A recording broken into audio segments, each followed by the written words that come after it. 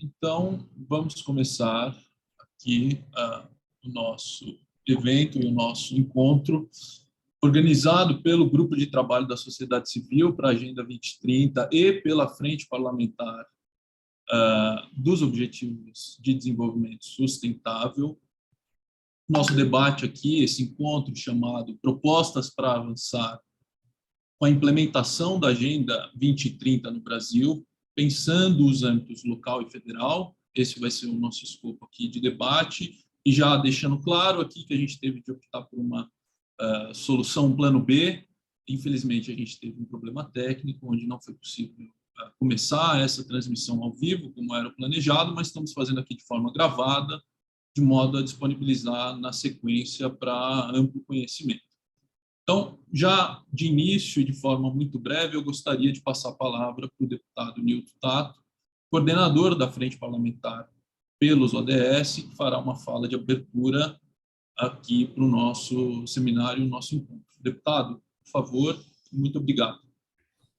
Bom dia, Guilherme, bom dia a todas, todos e todes que estão aqui na sala. Eu quero aqui agradecer imensamente, né? A gente está chegando no final do ano, o papel da Alessandra, Nilo, do Gesto, a Laura, da ACT, em especial elas que seguram no dia a dia o trabalho desta frente parlamentar, que é mista, Câmara, Senado, mas que tem na coordenação, né, um grupo de organizações da sociedade civil, que é o que mantém viva esta frente. Na verdade, eu quero aqui também agradecer os convidados de hoje, também o Ricardo Jung, a Débora Lima, a Sueli, a Beth, a Kátia, a Maia, o Wellington, enfim, todos que estão aqui que vão participar desta mesa e desse debate hoje, e dizer que, do ponto de vista dos desafios que estão colocados para a gente, para a implementação dos Objetivos do Desenvolvimento Sustentável, a Agenda 2030, nós temos hoje, na realidade, funcionando na perspectiva do Brasil, entendeu? Atender a esta concertação global, né? Nós temos hoje, na verdade, a sociedade civil funcionando, tá? De certa forma. Nós, evidentemente, fazemos também um esforço muito grande com o apoio de vocês, para que no parlamento, mas todos vêm acompanhando também a dificuldade no parlamento de trabalhar a legislação, né, e naquilo que se vota, que, na verdade, a maior parte daquilo que é aprovado, né, nesta conjuntura que a gente está vivendo, vai no sentido contrário ao Brasil atender a Agenda 2030. E eu quero aqui, rapidamente, porque até, inclusive, cumprimentando todas e todos que estão depois vendo esta gravação, até justificar que não vou ficar em todo o debate, porque nesse momento, e daqui a pouco, nós vamos ter reunião do Congresso Nacional, que é justamente para tomar uma decisão com relação ao orçamento clandestino, que é monitorado, né, hoje pela presidência da Câmara, e que, ao invés de colocar recursos no orçamento da União, na perspectiva dos Objetivos do Desenvolvimento Sustentável, né, vem para atender a perpetuação de um bloco, podemos assim, dentro do parlamento, que trabalha contrário à agenda. Então, os desafios são muito grandes, em especial para o próximo ano. Nós ainda estamos numa conjuntura que nós precisamos ter muita capacidade de ação e de articulação entre, pelo menos, um bloco pequeno, minoritário, dentro do Congresso Nacional, com as organizações da sociedade civil, para resistir àquilo que está em andamento, que é a adequação do ponto de vista da legislação, da Constituição, do marco legal brasileiro, né, a um projeto que, podemos dizer assim, que é responsável hoje por ter colocado de volta a fome no Brasil, com mais de quase 20 milhões de pessoas, que agora, por exemplo, né, nós vamos ter mais gente ainda, né, passando fome, na medida em que acaba com o Bolsa Família, cria um outro programa eleitoreiro, mas que acaba tirando né, milhões de pessoas que necessitam, né, de um auxílio emergencial, de uma ajuda mensal e que não terão essa ajuda, né, no próximo período, tá? Como também é significativo a gente perder, né, aquilo que a gente tinha garantido no orçamento, né, de certa forma, a segurança básica, né, para um conjunto muito grande das famílias que dependem, né, das pessoas que dependem do Bolsa Família, sabendo que aquilo que foi aprovado agora só garante, né, recursos para o próximo ano, quer dizer, um programa completamente eleitoreiro. Nós também temos os desafios, né, para quem vem acompanhando todo o debate da agenda ambiental, da crise climática. Nós tínhamos, inclusive, uma perspectiva que as lideranças mundiais fossem mais ousadas nessa última conferência, atendendo o chamamento do próprio IPCC, né, dos cientistas, que diziam e dizem que se tudo aquilo que foi combinado do ponto de vista global fosse feito, ia dar errado no final, porque nós precisamos ir muito além daquilo que foi combinado, né, do ponto de vista global. Então, nós temos, na verdade, né, o Brasil, de certa forma, assumiu alguns compromissos a mais agora nessa conferência, mas quando a gente olha aqui dentro o andamento da política interna, de como está o governo tocando esta agenda ambiental, né, todo mundo percebe, o mundo todo percebe, que vai no sentido contrário, inclusive daquilo que se comprometeu, daquilo, né, como promessa vazia nesse enfrentamento. Então, o debate, por exemplo, da reforma tributária, que nós não conseguimos avançar, né, e é uma conjuntura muito difícil para a gente imaginar aquilo que nós queremos, né, de um debate de uma reforma tributária que seja justa, que seja solidária, que seja sustentável nos desafios que estão colocados. Então, eu queria colocar aqui, na verdade, até como provocação, e acho que as mesas vão estar dialogando sobre isso aí, nós temos o próximo ano, um ano eleitoral, um ano importante, tá? Nós temos um desafio muito grande, Alessandra, aqui, tá? Que é como nós, através dessa frente, também possamos, entendeu, pregar algumas ideias chaves para poder influenciar no processo eleitoral que a gente tem no próximo ano. Então, é esse o grande desafio que a gente tem agora, né, Ricardo? Né, de falar assim, como é que a gente enfrenta esse momento, porque em muitas coisas que nós estamos perdendo do ponto de vista da legislação, tá? Eu não sei se nós teremos força depois do processo eleitoral, por mais positivo que ele seja, né, das eleições do ano que vem, se nós vamos ter forças para poder reconquistar direitos que nós estamos perdendo, né, do ponto de vista da legislação, tá? Como também do ponto de vista daquilo que está acontecendo em termos de entrega de patrimônio. Eu cito aqui um exemplo que a gente tem aí já de bons anos aí, né, os resultados, boa parte dos resultados daquilo que nós perdemos do ponto de vista de programas na perspectiva da inclusão social, do enfrentamento à desigualdade, do enfrentamento da questão ambiental, né? Boa parte daquilo que nós perdemos no orçamento está relacionado à emenda constitucional 95 do teto de gastos, entendeu? Se a gente não tiver força na sociedade, força popular, e não tiver um Congresso à altura, por melhor que seja o próximo governo, nós não vamos conseguir fazer esta mudança na Constituição tão necessária.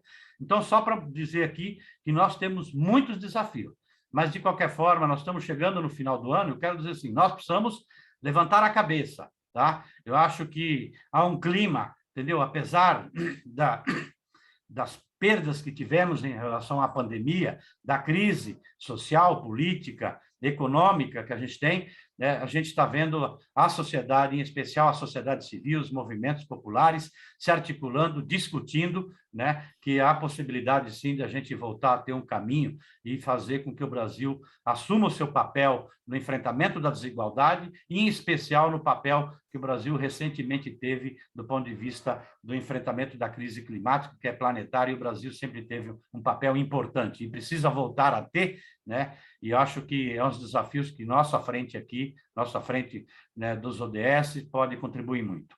Então, bom debate para cada uma e cada um aqui que está aqui com a gente, tá? Um grande abraço. Eu vou acompanhar um pouco mais aqui, porque eu estou acompanhando duas reuniões ao mesmo tempo, mas quero ouvir aqui algumas pessoas. Obrigado, boa reunião para todos nós. Obrigado, deputado Tato. Eu, já logo na sequência, vou passar então a palavra para a Alessandra. Antes de mais nada, só também me apresentando aqui, isso vai me ajudar a apresentar a Alessandra também. Eu sou Guilherme Tcheco, estou aqui representando o Instituto Democracia e Sustentabilidade, o IDS, que é uma das organizações facilitadoras desse grupo da sociedade civil tão energizado. E eu acho que, né, Ale, o deputado coloca aí um desafio importante para a gente, especialmente ano que vem, como é que nosso grupo de trabalho e essa frente parlamentar em especial, como é que a gente pode, de fato, participar ativamente, de forma vigilante, propositiva nas eleições do ano que vem. Então, com isso, eu passo a palavra para a Alessandra, co-facilitadora, Alessandra Nilo, co-facilitadora do GT, também representando aqui a GES. Ale, por favor. Obrigada, Guilherme. Bom dia a todos e todas. Bom dia, especialmente às organizações membros e às organizações parceiras do GT da Agenda 2030, que juntas dão essa força, deputado Nilton Tato, a essa frente parlamentar, que também, precisa ser dito, não aconteceria, não estaria tão mobilizada sem a sua participação. Eu agradeço muito em nome do GT pelo senhor estar aí nessa linha de frente, segurando essa tocha dos ODS, apesar desse contexto tão difícil e desafiador que a gente enfrenta no Brasil, particularmente no Congresso Nacional. Esse ano, eu acho, sendo esse nosso último evento, né, vale lembrar que nós realizamos aqui na frente 6 grandes eventos nacionais, inclusive com a participação de outras frentes parlamentares, porque um pouco da resposta que nós precisamos construir se baseia no fortalecimento das nossas parcerias estratégicas, e sem dúvida nós precisamos estar alinhados e aliados com esses parceiros que estão também conosco tentando nos tirar dessa situação tão grave que o país atravessa, né?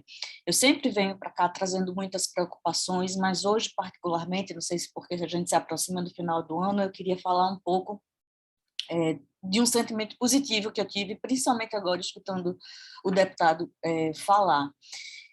A gente tem falado aqui constantemente, mostrado com todos os dados a situação do Brasil. Então, quando a gente lançou o relatório Luiz da sociedade civil sobre a Agenda 2030 em julho, nós deixamos bem evidente a situação que nós estávamos, né, com 82% das metas ou em retrocesso ou em estagnação, sob ameaça ou progresso insuficiente, numa condição de que esse ano nós não tivemos nenhuma das metas dos Objetivos de Desenvolvimento Satisfatório com avanço.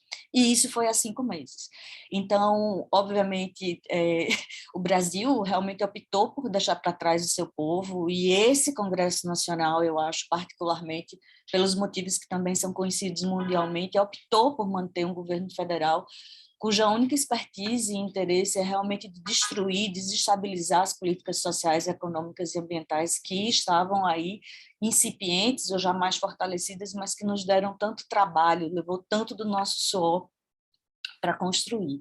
Mas eu queria falar hoje um pouco da satisfação realmente de ter podido, nesse momento tão grave para o Brasil e em todos os momentos poder contar com vocês, estar com vocês, que são os parceiros e parceiras membros do GT, principalmente porque eu acho que, e aí constitui a nossa maior força, nós estamos sempre apresentando as alternativas, sempre mostrando os caminhos que podem levar o país a construir soluções, porque a gente vai seguir insistindo. Esse governo vai passar, esses interesses privados, particulares desses parlamentares vão passar e nós vamos conseguir voltar a trazer esse país para o caminho do desenvolvimento sustentável. E a frente parlamentar dos ODS, debatendo essas alternativas, eu acho que tem sido, sem dúvida, fundamental para isso.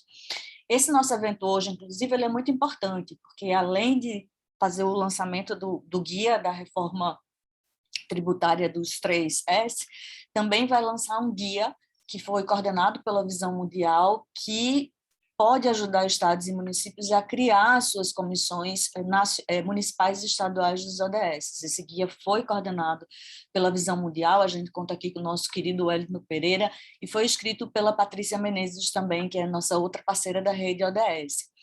E nós também vamos discutir aqui propostas de reforma tributária que são essenciais para o alinhamento das políticas públicas aos Objetivos de Desenvolvimento Sustentável no Brasil. Então, eu fico muito satisfeita porque a gente está alimentando esse debate sobre financiamento da Agenda 2030, que não é só absolutamente relevante, porque significa que a gente está alimentando o debate sobre como fazer os nossos direitos caberem nos orçamentos públicos, como fazer com que a nossa Constituição possa fazer o que ela deve fazer, que é orientar essas políticas públicas. Internacionalmente, eu também queria comentar com você muito rapidamente que nós estamos falando aí da necessidade de investimentos na ordem de 6 trilhões de dólares por ano. Não é muito, se a gente considera o que tem se investido para se salvar os bancos, o sistema financeiro e até evitar o crash dos países mais desenvolvidos, né? Então, não faltam recursos no mundo. O que falta, na verdade, é uma justiça econômica, é uma democracia econômica, e é disso que se trata o nosso debate aqui hoje. Eu quero dizer também que essa situação já era muito grave antes da pandemia da Covid, que é sempre um momento importante a gente registrar nossa solidariedade às famílias que perderam seus entes para a Covid-19, e também lembrar que o financiamento para o desenvolvimento sustentável, para a Agenda 2030, não dialoga apenas com os 17 objetivos dos ODS, mas também com a consecução dos acordos internacionais, feitos inclusive no âmbito da COP, no âmbito da terceira Conferência para Financiamento do Desenvolvimento, que resultou na agenda de Addis Abeba. E outra coisa também importante, acho que esse evento de hoje também é muito rico, porque ele vai trazer ideias e perspectivas que são complementares para mostrar como os nossos recursos públicos para saúde, educação, seguridade social são investimentos essenciais, não devem ser tratados como custos, mas com investimentos fundamentais para que a gente consiga reconquistar um terreno que nós estamos perdendo na luta contra as desigualdades nacionais e que se tornaram não só a marca do Brasil, mas da própria América Latina, uma desigualdade que tem cor, tem raça, tem classe social, gênero, orientação sexual, tem idade e depende também de localização geográfica. Então, estou feliz de estar aqui com vocês hoje para dizer mais uma vez que nós sabemos o que fazer, que o Brasil tem soluções, e para dizer que nós estamos juntos e juntas para construir um modelo econômico que seja justo, que seja ambientalmente sustentável, que fomente programas que colocam a perspectiva de gênero, a perspectiva étnico-racial no centro do debate sobre inclusão econômica e social. E, finalmente, para concluir, eu queria só relembrar algumas das principais propostas do GT no que diz respeito aos meios de implementação dos ODS no Brasil. Então, uma delas, e a principal delas, das recomendações do relatório Luiz inteiro, é o fim da Emenda Constitucional 95, como falada pelo deputado Newton Tato, que foi considerado pela ONU, inclusive, a medida econômica mais drástica do mundo contra os direitos sociais. Mas a gente quer um fim da Emenda Constitucional 95 não dessa forma que está acontecendo. Nós queremos o fim da Emenda Constitucional 95 para a gente voltar a investir nas agendas que são prioritárias para o país. Nós queremos, sim, um sistema tributário progressivo, por meio da implementação de uma reforma justa e solidária, uma reforma que tenha muitas cores, que tenha verde, que tenha lilás, que tenha branco também da paz, que possa nos voltar a ter um maior equilíbrio e paz social. E nós queremos também mais impostos nessa reforma, sobre renda e patrimônio, sobre grandes fortunas, sobre mercado de capital, sobre a distribuição de lucros e dividendos. Nós queremos também colocar o fim à elisão e à evasão fiscal, aos privilégios fiscais e aos incentivos, isenções e benefícios tributários que são ineficientes e que são direcionados a projetos totalmente contrários à Agenda de Desenvolvimento Sustentável. A gente precisa colocar realmente, fazer um alinhamento do financiamento público aos ODS, e é por isso que nós estamos aqui trabalhando juntas e juntas. Então, é assim, amigos e amigas, companheiros e companheiras, com esse sentimento de gratidão que eu realmente participo hoje desse evento. Desejo a vocês um ano que vem aí de muito mais resistência e quero agradecer, porque são as nossas ideias e as nossas mãos dadas que certamente vão estimular muitas outras organizações e movimentos a não desistirem, a seguirem juntos nessa luta. Estamos juntos e juntas em um ótimo evento a todos e todas, mostrando que a Agenda 2030 é o nosso caminho de desenvolvimento sustentável. Muito obrigada. Não vamos desistir e temos solução, é isso aí, Ale. Ótimas falas aí para inspirar o nosso debate. Outro ponto que eu vi de contato aí entre a fala da Alessandra e do deputado Newton é a questão do orçamento, quer dizer, não dá para pensar essa agenda sem a gente ter um debate muito claro, um debate enquanto sociedade, de onde vai vir a grana. Então, acho que esse é um ponto fundamental que também vai percorrer aqui algumas das falas. E já com isso, eu quero iniciar, então, a nossa primeira mesa, chamada aqui de meios locais para a implementação da Agenda 2030. Nós vamos ter aqui 3 falas da visão mundial, do artigo 19 do Instituto Democracia e Sustentabilidade, falas complementares que vão tratar dessa questão. Eu vou pedir, a gente tinha combinado 10 minutos de exposição inicial de cada uma dessas organizações, na sequência a gente ter algum tempo de trocas, não vamos ter, como não estamos fazendo a transmissão ao vivo aqui, não vai ter a possibilidade de interagir com perguntas, mas talvez a gente tenha um tempinho para alguma troca e reflexão conjunta. Eu vou ter de fazer o papel um pouco do chato do tempo, então vou pedir um pouco o auxílio para a gente dar conta de fazer um debate mais preciso, que não seja tão extenso. E aí, já inicialmente, quero pedir, passar a palavra para o Wellington Pereira, da Visão Mundial, para tratar aqui das comissões municipais e estaduais dos ODS, já pedindo também para o Wellington, o quanto for possível, fazer um exercício para tentar cumprir os 10 minutos ou até mesmo ser um pouquinho mais curto para a gente cumprir o nosso atraso e conseguir fazer uma conversa de trocas. Wellington, a palavra está contigo, muito obrigado.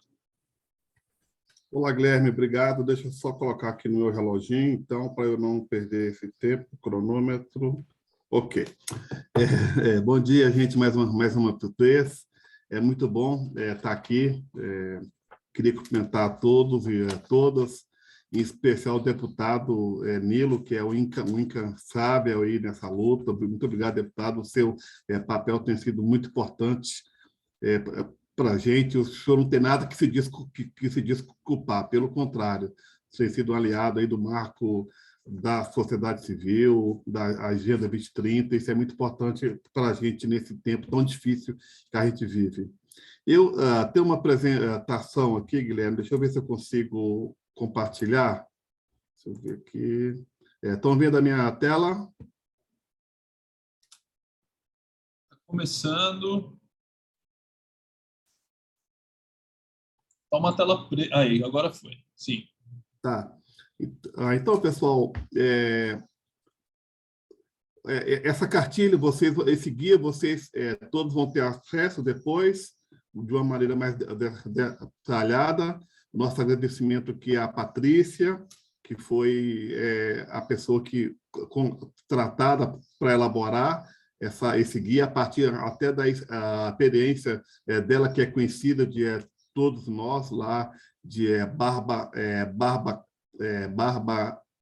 eu confundo o nome, Barbarena, uma cidade lá do Pará, que realmente foi uma cidade que assumiu os ODS.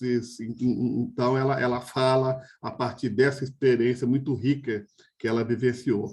Então, eu fui da Comissão Nacional, que foi criada ainda em 2017, era o governo Michel Temer, mas, mesmo assim, a comissão conseguiu dialogar e conseguiu se impor, e a comissão foi criada.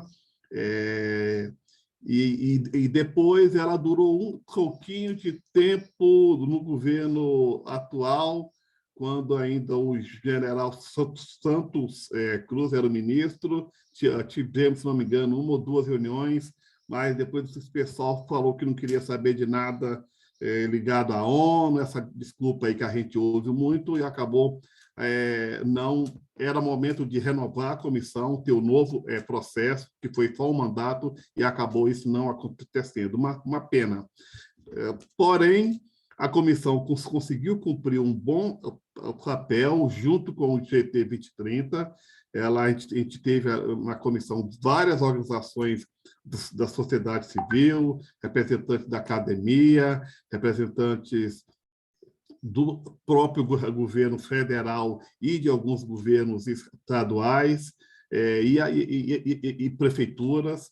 Então, a comissão ela durou pouco tempo, mas eu acredito, na minha opinião, que ela teve o seu papel, e e uma das coisas que ela colocou e que ela não conseguiu, que agora nós estamos dando esse passo adiante, que é a interiorização da Agenda 2030. Então, esse guia ele tem esse objetivo de ver como que a gente interioriza essa agenda. As pessoas vivem no município, as pessoas vivem na cidade. Então, é muito importante para a Agenda 2030 discutir, trabalhar a agenda nos municípios, fazer com que cada prefeitura desse Brasil possa incluir a Agenda 2030 dentro do seu planejamento, do seu orçamento, que é muito importante, e fazer com que essa agenda realmente aconteça. Então, aqui a gente tem esse guia, ele vai ser disponibilizado para todo mundo. A ideia é que ele sirva de instrumento para que as pessoas ajudem a discutir nos seus respectivos municípios como criar uma agenda, como criar uma comissão no seu município. O Brasil tem uma experiência muito rica nesse trabalho, nessa participação paritária. Eu fui do Conselho da Criança da minha cidade, lá em Patinga, Minas, fui do Conselho Estadual da Criança, fui do Econanda. Então, e muitas pessoas aqui devem ter participado também de vários conselhos, e nós temos essa experiência acumulada de participação. A gente tem todo esse trabalho do governo tentando diminuir a participação popular, mas eu acredito que a agenda é um ato de resistência a partir dos municípios, de maneira que a gente, então, busque dialogar com as autoridades do município, com a sociedade civil, com os representantes do Ministério Público, secretarias, enfim, e buscar aliados de maneira que se crie a agenda nesses municípios.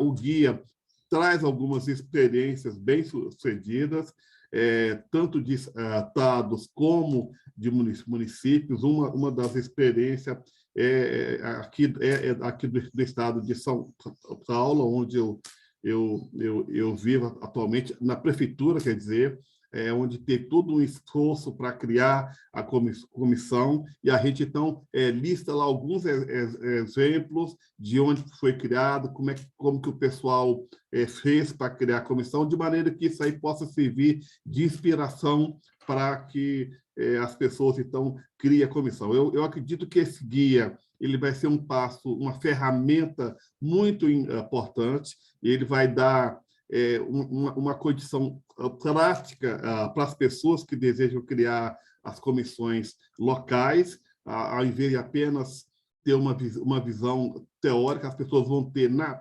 prática essa ferramenta, como que ela deve funcionar, de que maneira que deve agir. Eu não vou trabalhar muito com o conteúdo do guia, porque o guia vai ser disponibilizado, e o ideal é que as pessoas, então, busquem ler, baixem o guia, que vai ser disponibilizado gratuitamente, então consiga ver, e isso possa servir realmente, como o nome diz, é um guia para as pessoas criarem as comissões estaduais e municipais a partir das suas realidades.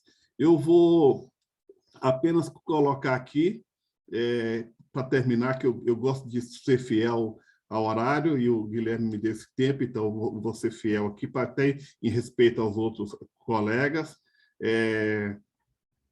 Apenas colocar aqui, aqui tem uma estrutura de como que a Comissão Nacional funcionava, por câmaras temáticas e tudo. Então, a gente sugere que o pessoal possa dar uma olhada nesse quadro, e que ele possa servir de inspiração. É lógico que cada município tem a sua realidade, tem o seu contexto, a gente não quer que ninguém crie tudo do mesmo jeito, do mesmo modelinho. O guia é mais uma inspiração, e a gente é criativo, então a ideia é que cada localidade busque, a partir dessas ferramentas que nós estamos dando, ela busque criar as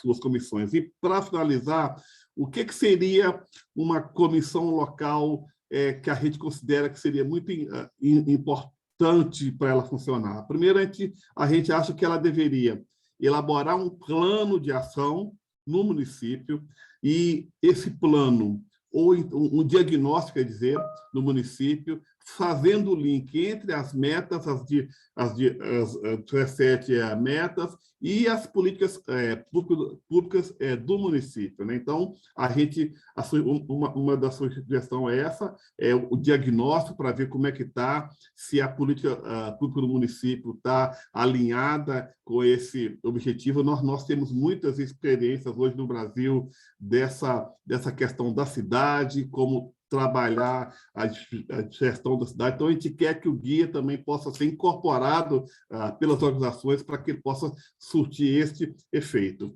E depois elaborar um plano de ação no município e monitorar se aquilo está sendo executado, se os entes da federação estão realmente comprometidos com aquilo que foi proposto. Então, aqui a gente cita alguns locais: o governo do Distrito Federal, a Prefeitura de São Paulo, a Prefeitura de Barbacena, que é onde a gente citou, que é onde a Patrícia atuou.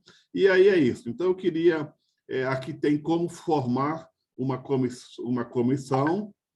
Aqui está algumas dicas, algumas diretrizes para que ela seja realmente abranja os coletivos importantes do município e que tenha realmente pessoas comprometidas com esse tema, né, para que realmente a coisa possa acontecer. Então, tem aqui os passos, como que deve ser feito. É lógico que cada um vai adaptar a sua realidade. E aí tem aqui um exemplo de links, de decretos que criam as comissões. Então, isso aqui é uma ferramenta muito importante também para as pessoas poderem acessar e ter aí esses modelos, né? Então, aqui está tudo aí. Eu, então, queria terminar. Eu passei 30 minutos do meu tempo. Eu queria agradecer e ficar aqui à disposição para o nosso debate, se a gente for ter. E, mais uma vez, essa foi uma iniciativa da GESCOS, do ITF, da ACT, da Ação Mundial, e do ICT 2030, porque a gente se distribuiu em comissões para desenvolver esse amplo trabalho que a gente tem feito de acompanhamento dos ODS, e ficou com a nossa responsabilidade, especialmente esse guia. Muitíssimo obrigado e um bom restante de trabalho para todos nós. Muito obrigado, Wellington. A fala do Wellington me fez aqui reforçar, né, uma das mensagens aqui desse nosso seminário, de todo o trabalho que a gente vem desenvolvendo, de que é isso. Os ODS, apesar de terem sido construídos no âmbito da organização da ONU, um pouco distante, né, a gente imagina que seja algo exclusivo para grandes diplomatas, mas não, na verdade a gente está falando mesmo de desenvolvimento local, e que, portanto, esses espaços, como as comissões, são necessários, né, para a gente pensar esse desenvolvimento local, onde a gente não vai conseguir tirar essa Agenda 2030 do papel se não tiver uma ocupação cidadã democrática propriamente. E com isso eu acho que fica muito interessante nós ouvirmos na sequência a fala do artigo 19, representada aqui pela Débora Lima e pela Júlia Cruz, que vão tratar da municipalização dos ODS. Então, Débora e Júlia, a palavra está com vocês, pedindo atenção aí de vocês ao tempo, por favor. Aqui. Obrigada, Guilherme. Bom dia a todos e a todas. Meu nome é Débora Lima, eu trabalho na área de espaço cívico da Artigo 19, uma organização internacional de direitos humanos que atua em defesa do direito à liberdade de expressão e do acesso à informação. Ela também está no grupo de trabalho da Agenda 2030 há alguns anos. Eu e minha colega Júlia vamos, então, dividir essa fala um pouco para falar sobre a municipalização dos ODS e a atuação da artigo nesse sentido. É muito evidente o descaso e a omissão do governo federal com as pautas muito caras para o pleno acesso aos direitos fundamentais. Então, desde 2019, a gente tem, mesmo desde antes, né, de 2019, do mandato atual do presidente, a gente tem visto uma série de retrocessos em matéria de políticas públicas públicas, que tinham como objetivo garantir um meio ambiente saudável, acesso à saúde, educação, pleno emprego. E também temos visto uma vontade política de enfraquecer as próprias instituições democráticas, quando há ataques à liberdade de expressão e ao direito à participação, por exemplo, né, cerceando a participação da sociedade civil em espaços de tomada de decisão. Então, nesse sentido, é uma estratégia fundamental para a implementação da Agenda 2030 que o foco deixe de estar somente no âmbito federal, né, e que se olhe para os âmbitos locais, onde o diálogo é mais possível e pode ter resultados mais concretos, principalmente quando existe uma construção de governança de forma mais participativa. A municipalização dos ODS é uma resposta a essa missão do governo federal e também um caminho para potencializar e criar uma matriz unificadora dos diversos instrumentos de planejamento municipal. A localização dos ODS, cujo resultado é uma agenda programática que engloba os ODS, é uma estratégia de governança incentivada e apoiada pelas Nações Unidas e tem sido multiplicada em diversas cidades que enxergam na implementação da Agenda 2030 um caminho para o alcance das cidades, de uma cidade mais sustentável e mais justa. Nesse sentido, a criação de comissões municipais, retomando o que já foi dito pelo Wellington, né, da visão mundial, é um instrumento essencial para a municipalização dos ODS, uma vez que se cria um compromisso em defesa e promoção da agenda.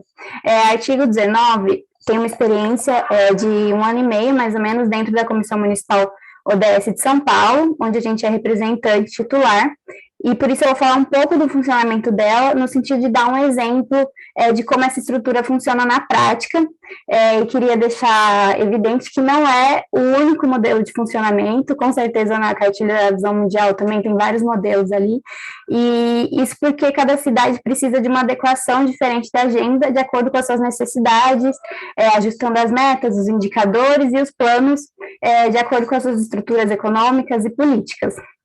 Na cidade de São Paulo, então, existe desde 2018 uma lei municipal que adota a Agenda 2030 como diretriz de políticas públicas em âmbito municipal. Ela também institui o programa para a implementação da agenda e autoriza a criação da comissão municipal. Portanto, existe essa governança para que haja o desenvolvimento das ações de implementação da agenda, e a partir dela foi criada, então, a Comissão Municipal a partir de um decreto de outubro de 2019. A comissão é um colegiado consultivo, deliberativo e paritário. No total, são 8 representantes de cada, o que representa uma parceria importante para o desenvolvimento da agenda de acordo com as necessidades municipais. A partir da criação da comissão, que se deu em julho do ano passado, se iniciou os trabalhos para a construção dessa agenda municipal. Havia um trabalho prévio já desenvolvido pela prefeitura para identificar a situação atual do município, que foi feito por um grupo de trabalho intersecretarial, onde se identificou os indicadores disponíveis e como eles conversavam com as metas dos ODS. O que resultou em um diagnóstico que apontava o desempenho prévio do município e que serviu de subsídio para a elaboração da agenda municipal dentro da comissão. O trabalho da Comissão Municipal do ano passado resultou já na Agenda Municipal 2030, que foi publicada em maio desse ano, e que pôde ser feito um conjunto de 135 metas, das 169 que tem da agenda, e foram indicados 545 indicadores para o monitoramento dos avanços dessas metas. Então, o monitoramento desses indicadores estão disponíveis em uma plataforma própria do município, que tem como objetivo abrigar todos os dados e suas séries históricas. Após o lançamento da agenda, a comissão começou a trabalhar no plano de ação para sua implementação para os próximos 4 anos, onde é possível elencar prioridades, que serão o foco do trabalho na gestão municipal. Nesse processo, também acontece a vinculação da agenda aos planos de planejamento municipal, principalmente ao programa de metas e ao plano plurianual, né, que rege a gestão e o orçamento dos 4 anos seguintes. Esse resumo do funcionamento, que eu espero não ter me alongado muito, dá um pouco das ideias da estratégia de implementação da agenda da cidade de São Paulo. Então, eu falei aqui da governança, que é fundamental para esse pontapé inicial, né, que no caso de São Paulo foi essa lei, das parcerias que garantem a participação da sociedade civil. Falei também de identificar a situação atual, que mostra de onde partimos para conseguir o alcance da agenda, e do monitoramento, né, que proporciona, então, a fiscalização e a transparência do alcance dessa agenda. e também do fato que é necessário eleger prioridades para o período de tempo, mas principalmente para a continuidade após a troca da gestão. E, finalmente, do uso da agenda como instrumento de planejamento municipal. Eu vou passar para a Júlia, a gente já termina. Obrigada. Bom dia, pessoal. Agradeço demais por esse espaço, agradeço pela DEC, enfim, trouxe todo esse conteúdo hoje. Eu acho que nossa fala, ela é muito complementar à do Wellington, porque igualmente nós fizemos uma cartilha, né, uma breve cartilha sobre municipalização da Agenda 2030 nas cidades. É isso, né? Juntas, eu e a Débora, a gente desenvolveu essa cartilha sobre municipalização, que apresenta algumas sugestões indicativas do procedimento de municipalização com base em experiências de governança da Agenda 2030 em São Paulo. Destaco que a escolha da experiência de São Paulo vem da participação do artigo 19 no processo de construção como organização da sociedade civil, não sendo um modelo, né, restrito de funcionamento, né? E por esse motivo cabe frisar que cada cidade precisa de uma adequação às necessidades regionais e às variações de indicadores. Muito paralelamente a isso, a gente fez algumas reuniões com algumas vereanças para discutir o conteúdo da cartilha e apresentar a Agenda 2030 como um todo, né? Inclusive como parte de divulgação desse material. Nós realizamos no mês de agosto um encontro com algumas vereanças, né, dentre eles o Matheus Gomes e a Maria Marighella, do PSOL e PT de Salvador e Porto Alegre, para discutir sobre a implementação da Agenda 2030 por meio da municipalização dos UDSs, e ambos se mostraram interessados em seguir dialogando internamente como essa agenda pode ser útil, né, para as pautas de trabalho, inclusive levando em conta o passo a passo da própria cartilha, visto que é um conteúdo que traz um descritivo muito simples do procedimento. Enfim, pode ajudar e ser suporte para a implementação, né? Assim como a cartilha da visão mundial, que eu acredito que sejam muito complementares. Dito isso, é possível uma identificação, né, da criação da Agenda 2030 municipal, seja em qualquer estrutura, né, como instrumento de planejamento de políticas públicas que poderão compreender os ODS, gerando ações de médio e longo prazo e que visem soluções de questões sociais mais marcantes das municipalidades.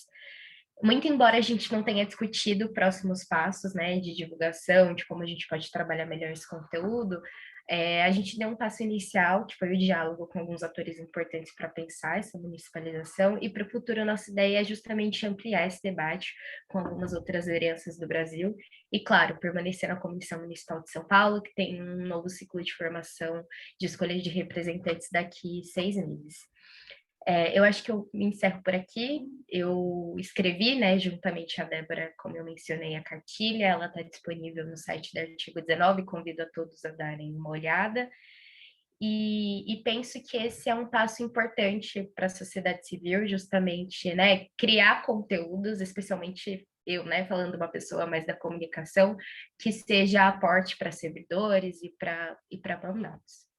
É isso, muito obrigada. Obrigado, Débora e Júlia.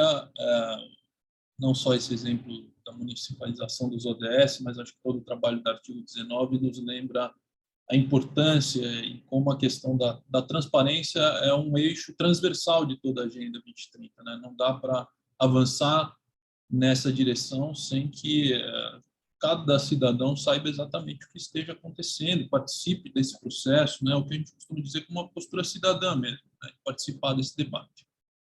Bom, na sequência temos a fala do Ricardo Yang, representando aqui o Instituto Democracia e Sustentabilidade, eu acho que apresentando também uma visão complementar às falas anteriores, para a gente pensar a nossa cooperação interfederativa.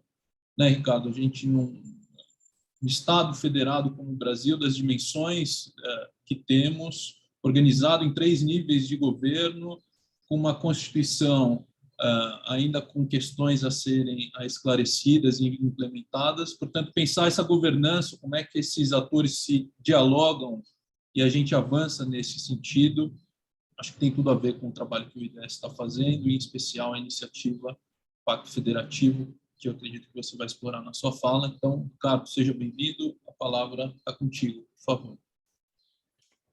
Obrigado, Guilherme. Tanta coisa para falar em tão pouco tempo. Eu queria, em primeiro lugar, saudar o Newton. Newton, você tem sido um dos nossos líderes na resistência no Congresso. E agradeço também porque vocês têm estimulado muito a sociedade civil organizada a voltar a ter uma proatividade e ser o grande espaço da resistência democrática no país. E estamos juntos aqui muito por causa da liderança de pessoas como você no Congresso. Então, queria te saudar nesse momento e queria saudar também todos os nossos parceiros aqui. Alessandra, você vem fazendo um trabalho fantástico. Nós, do DS, temos apoiado esse trabalho e tem sido entusiasmante, né, saber que a sociedade civil avança, né, apesar desse desgoverno. Wellington, Júlia, Débora, aceitem meu abraço, e a Kátia já está aqui, a Paula também, e os demais que vão participar da segunda mesa recebam o meu abraço. Um artigo agora recente, o Gilberto Perry, da Frente Nacional de Prefeitos, escreveu um pequeno artigo no Correio Brasilense chamado Federalismo 4.0, decorrente de um debate em Portugal, né, promovido pela Universidade de Lisboa e a Fundação Getúlio Vargas, sobre algumas mudanças estruturais que a tecnologia está trazendo para o próprio conceito de Estado. Nós sabemos que a tecnologia tem impactado a democracia de diversas formas, mas ainda não tínhamos muito claro como é que a própria tecnologia poderia impactar a própria estrutura federativa. Nós estamos acostumados a uma estrutura federativa tipo hierárquica, piramidal, né?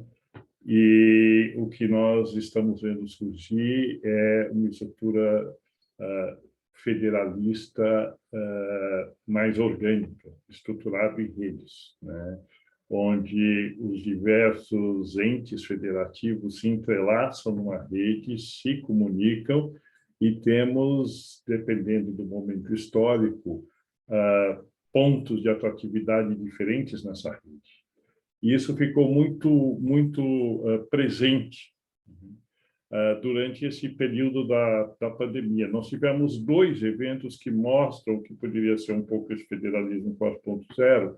O primeiro foi o movimento subnacionais, né, em relação à mudança climática e às próprias OBSs, onde governadores, prefeitos começaram a se articular, e o segundo exemplo foi da própria pandemia, né, onde nós pudemos sentir essa força federativa em rede, né, onde prefeitos, governadores foram protagonistas, independentemente do governo federal. Então, o primeiro ponto que eu queria colocar é que nós precisamos estar preparados e, de uma certa forma, muito abertos para o que nós poderíamos chamar de um novo federalismo. Foi por essa razão que, lá nos idos de 2017, numa palestra que o Eduardo Giannetti fez na Assembleia de Associados do IDS, onde ele falou do federalismo truncado, né, dos prefeitos de pires na mão, seguido de um debate que nós fizemos já em 2018, no programa das Cidades Globais do Instituto de Estudos Avançados da USP, o IDS, é que nós vimos a necessidade de mergulhar fundo na discussão do nosso Pacto Federativo. O nosso Pacto Federativo nasceu bem na Constituição de 88, a concepção do município como ente federativo foi uma grande vitória, né, dessa constituinte democrática. No entanto, essa concepção foi sendo desidratada, né, por uma enorme assimetria entre o ente federativo União e os entes federativos do município. Então, nós nos debruçamos a estudar profundamente o nosso pacto federativo. Levamos 3 anos nessa discussão.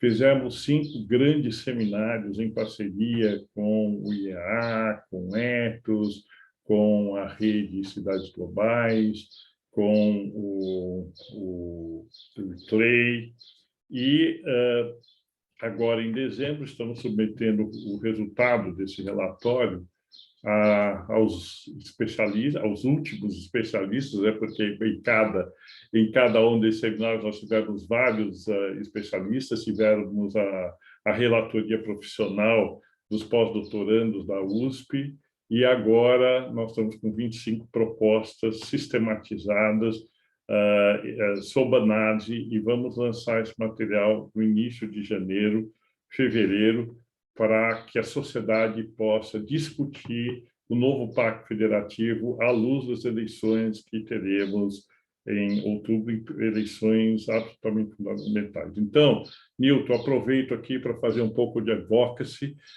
que nós temos esse material saindo do forno e ele é riquíssimo.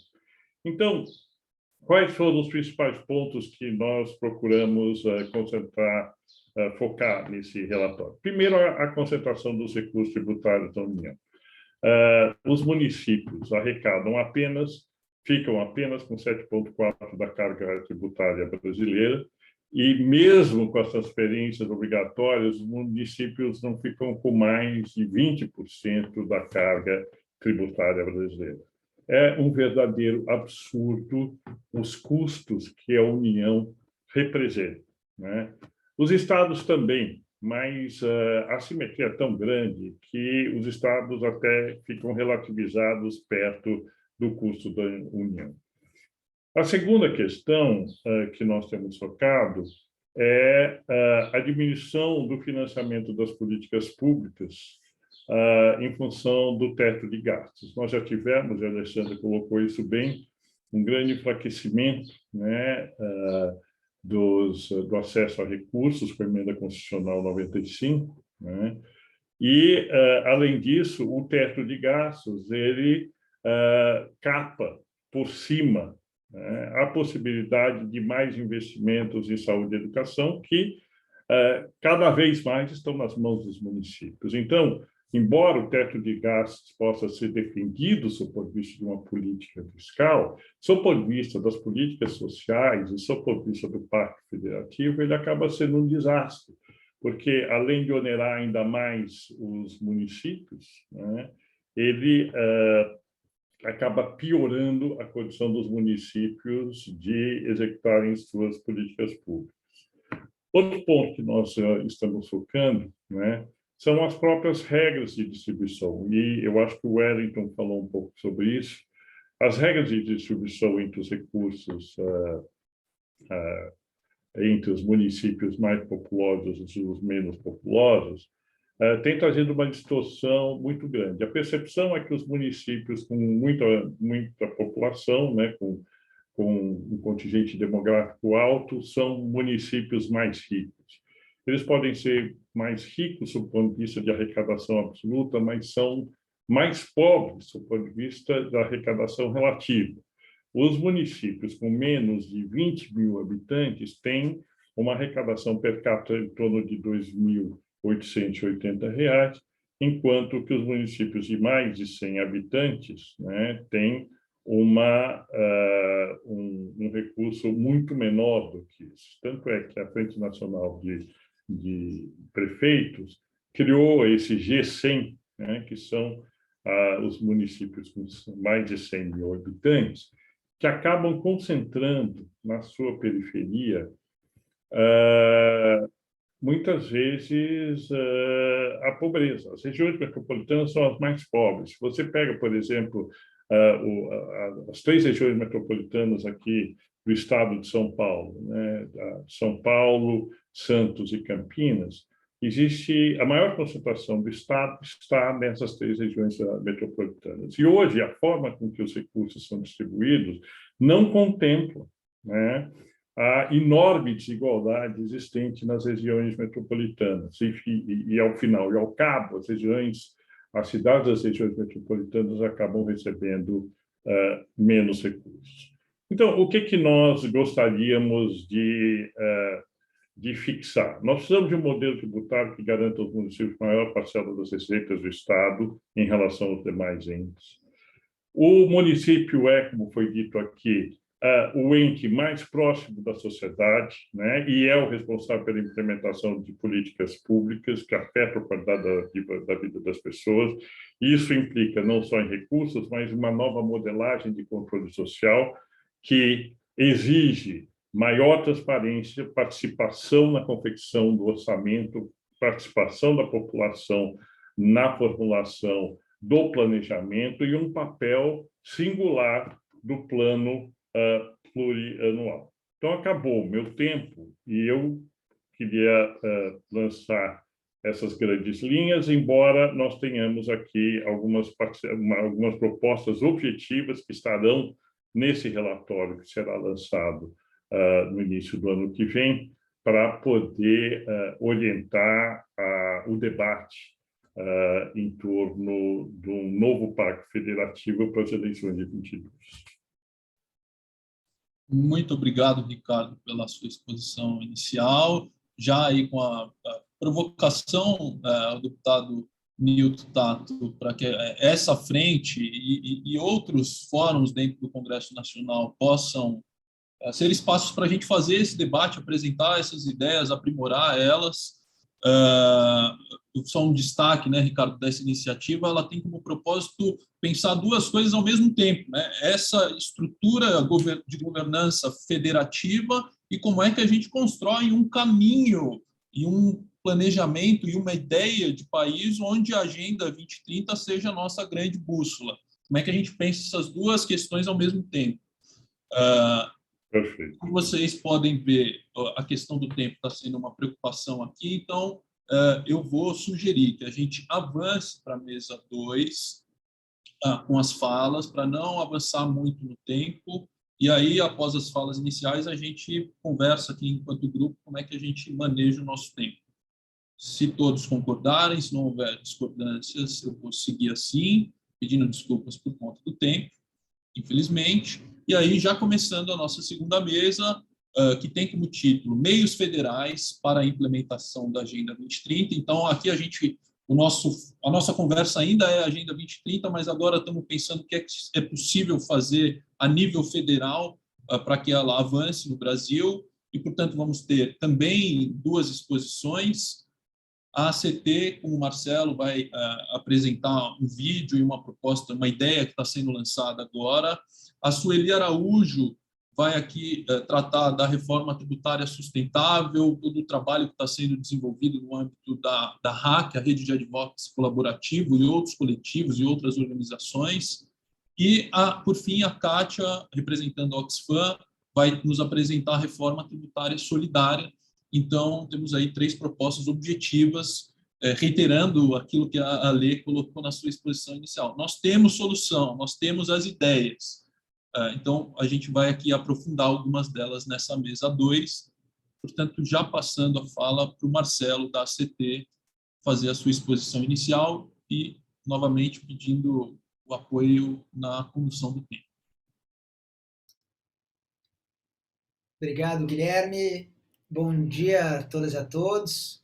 É uma honra participar aqui desse evento, eu agradeço muito. Já peço desculpa de antemão aqui, estou tentando pedir para pararem a obra um pouquinho aqui no hall do prédio aqui, mas não está fácil.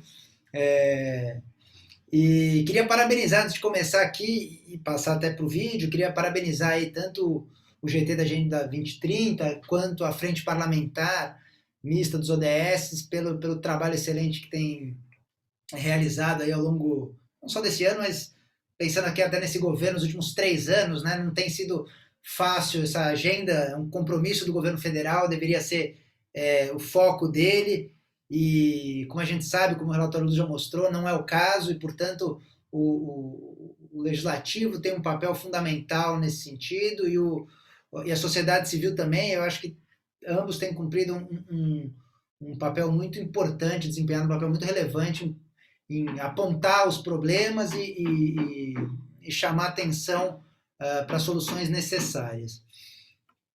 Antes de passar o vídeo, que é uma das coisas que eu quero fazer aqui com vocês, compartilhar e lançar esse vídeo sobre a reforma tributária 3S, e depois fazer alguns comentários a respeito, eu queria dizer, antes de mais nada, que, enfim, coube a primeira mesa falar sobre o papel do Pacto Federativo, das soluções locais, né? E a nós aqui nessa segunda mesa cabe falar um pouquinho sobre uma solução que parte do nível federal, que é a ideia de que é mexer, trabalhar com a questão do sistema tributário, fazer uma reforma tributária, né? E até antes de passar o vídeo, eu queria falar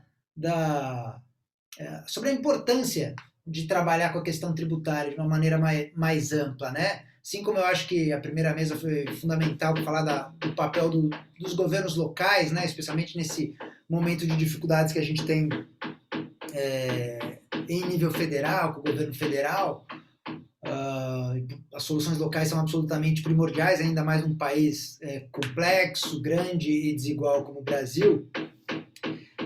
Obviamente também o nível federal a gente precisa, apesar do governo federal não estar cumprindo seu papel, a gente tem a obrigação, eu diria aqui, de provocar, especialmente via Poder Legislativo, o nível federal a apresentar soluções. E dentre elas, não vou dizer que é a mais importante, mas eu diria que a questão tributária é central em qualquer democracia, em qualquer país que se pretenda desenvolvido e mais igual, mais sustentável, mais solidário, que um pouco são os modos mais saudáveis, são um pouco dos modos da reforma tributária 3S, né? Eu acho que se a gente olhar para qualquer... acho que um jeito bom de entender qualquer sociedade ou como qualquer país atua no mundo é olhar para a questão, olhar para o seu sistema tributário, né? Ou seja, como ele está estruturado, quem contribui mais em termos das pessoas, quais empresas contribuem mais, qual é o tamanho do sistema tributário, né? Acho que tudo isso já indica, já nos dão elementos para se entender o grau de desenvolvimento daquele país. Então, acho que olhar para a questão tributária tem tudo a ver com pensar numa sociedade mais justa, mais solidária, mais saudável, mais sustentável. E acho que é um pouco nesse sentido que a gente vem trabalhando, pelo menos desde o ano passado, com essa ideia de uma reforma tributária 3S, que seja saudável, sustentável e solidária. Então, sem maiores delongas aqui, eu vou passar o vídeo para vocês aqui, fazer esse lançamento desse vídeo, que é um vídeo simples, uma animação, mas que a gente fez muito com esse intuito de divulgar essa ideia. E na sequência eu faço alguns comentários mais gerais. Acho que vocês estão vendo minha tela, né? Sim, espero que ouçam também aqui, ó. Vamos lá. Sim. Já parou para pensar como é feita a conta dos impostos que todos pagamos? Será que essa conta é justa? Por exemplo, a indústria de refrigerante recebe muitas vantagens fiscais do governo, embora seu consumo faça mal à saúde. Compensa? Já o uso de tabaco custa 92 bilhões de reais por ano para a sociedade, mas os fabricantes, que lucram muito com a venda, não contribuem em nada na prevenção e no tratamento das doenças causadas por ele. É justo! As bebidas alcoólicas também não estão sujeitas a uma tributação mais alta, apesar de representarem um problema para a saúde pública e para a economia. Pode isso! Sabe quantos bilhões deixam de ser arrecadados com incentivos para agrotóxicos e combustíveis fósseis que ainda poluem o meio ambiente? E para piorar, os impostos ainda pesam mais para a população pobre e de classe média, enquanto os donos das grandes fortunas continuam pagando taxas menores por elas. Faz sentido? São 300 bilhões gastos pelo governo em benefícios fiscais, superior a todo o orçamento para a saúde e para a educação em 2021. Imagina todo esse dinheiro custeando serviços que realmente tragam saúde, sustentabilidade e justiça social para todo mundo. Estamos pagando uma conta que não tem que ser nossa. Por isso, a reforma tributária em discussão no Congresso Nacional não pode se limitar a simplificar o sistema de impostos. Precisamos de uma arrecadação mais justa para enfrentar as crises que o Brasil passa. Temos uma oportunidade com o projeto da Reforma Tributária 3S, saudável, sustentável e solidária. A tributação não deve aumentar as desigualdades. E a indústria de produtos que fazem mal à saúde e ao meio ambiente precisa pagar mais impostos e compensar os prejuízos que causa. Conheça a proposta da reforma tributária 3S. Defenda essa chance concreta de alcançar o futuro que queremos.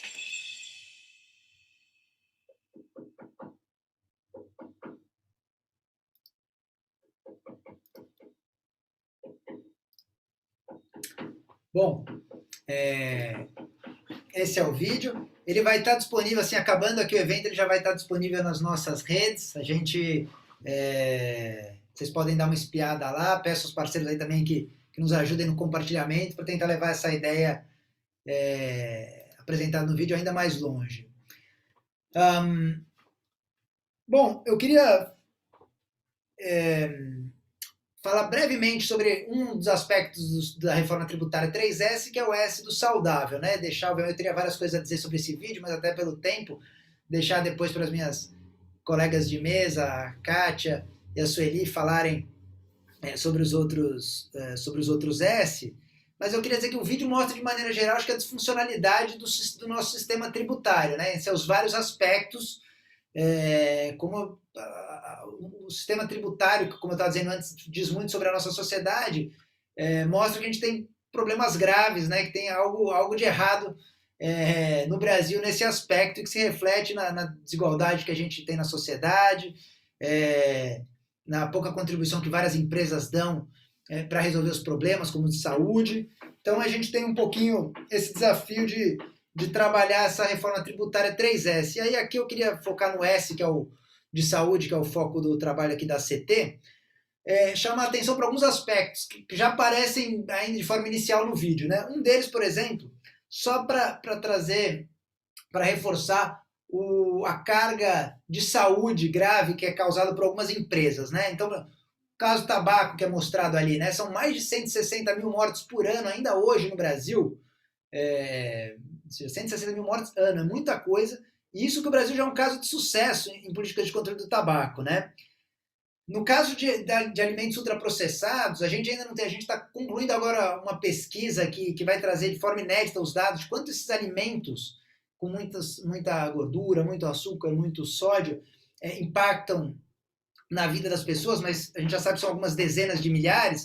Mas se a gente olhar só para um desses alimentos, que são as bebidas açucaradas, a gente já tem mais de 13 mil mortes ano e mais de 2 milhões de doentes também ano, só pelo consumo desse tipo de bebida. Então, isso afeta a saúde das pessoas e, para usar o jargão econômico, causa externalidades negativas, ou seja, afeta a saúde e afeta a população como um todo, porque o sistema de saúde, ou até o de previdência, ele é sobrecarregado pelos efeitos indesejados causados por esses produtos. Então, a gente, ou seja, todos nós somos afetados, mesmo que indiretamente. O tabaco, no vídeo é mostrado, tem uma carga de 92 bilhões ano para o país. Isso 92 bilhões ano, isso tanto afetando o sistema de saúde, com tratamentos de pessoas que adoecem por causa do tabaco, como também afetando o sistema de previdência, por pessoas que foram incapacitadas por doenças relacionadas ao tabaco ou mesmo morte precoce. Então, todos nós somos afetados, né? Então, e aí, por um lado, o vídeo mostrou 92 bilhões de custos, mas o que o vídeo não mostrou, mas eu trago aqui, quanto que a indústria contribui com impostos. São apenas 13 bilhões por ano, versus 92. Então, notem que a conta não fecha. E se a gente olhar também para a questão, para as outras áreas, alimentos ultraprocessados, agrotóxicos, que aí afeta a saúde, afeta o meio ambiente ao mesmo tempo, álcool. Da mesma forma, a conta não fecha. E se não bastasse isso, ainda tem também subsídios, né? Além de serem tributados de forma indevida, baixa, esses produtos que causam enormes externalidades negativas para a sociedade, eles ainda recebem subsídios, que é alvo, inclusive, de uma campanha nossa, acho que está muito bem sucedida aqui, ela tem tido bastante repercussão, que é sobre a mamata dos refrigerantes. A gente fala aí que a Receita Federal apurou que tem mais de 3 bilhões de subsídios ano para a indústria de refrigerantes no país. A gente fez até uma projeção lá no Congresso Nacional sobre isso. E se eu não, os agrotóxicos também têm... Marcelo, eu pedi para você encaminhar a sua fala para o final, por favor, para a gente conseguir cumprir o tempo. Pode deixar. Queria até dizer que o deputado já foi embora, mas tem uma outra campanha da qual a gente está participando, chama Só Acredito Vendo, que tem participação do INESC, da ACT, da FIAM, que defende justamente a transparência nos subsídios fiscais, que é outra coisa muito importante, saber onde estão os gastos, até para a gente poder debatê-los com mais eficácia.